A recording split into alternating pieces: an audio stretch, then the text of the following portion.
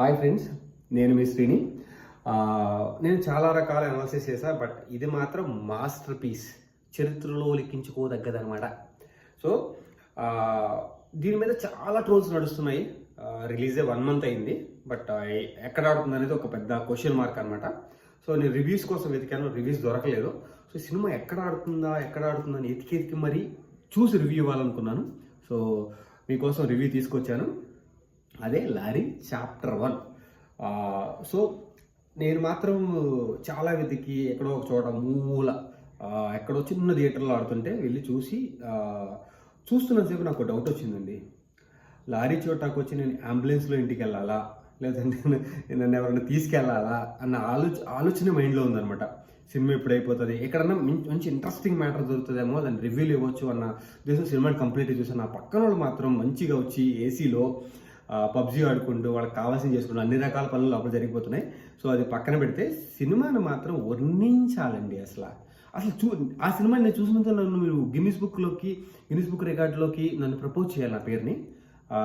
So maybe మీరు ఎవరన్నా propose చేస్తారు అంటే I'm so happy to get that.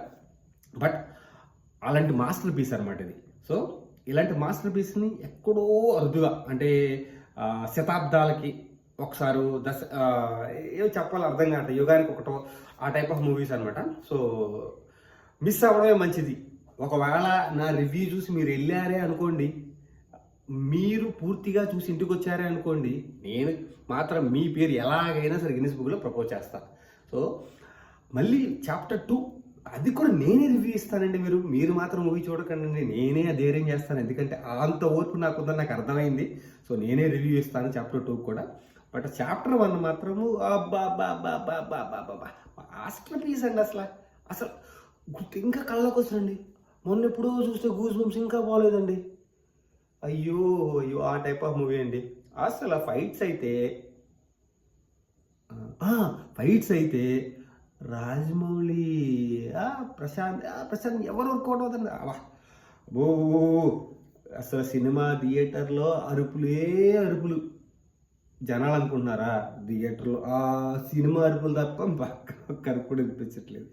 So chapter 1 ఎవరైనా చూడాలనుకుంటే మాత్రం నా రివ్యూ చూడండి ఫస్ట్ ప్లీజ్.